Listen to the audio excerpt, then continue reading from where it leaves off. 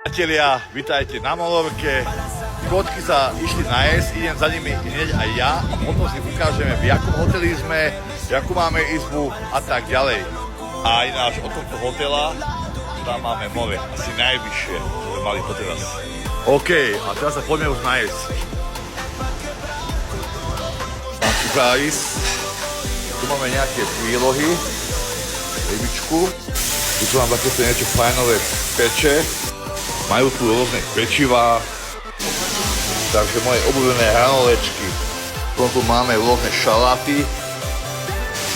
Dáme si rybičku. Ja si počkám na to mäsko. Ďakujem pekne. Ešte jedno. Danke. No zajebal, že danke. To sú sami Nemci.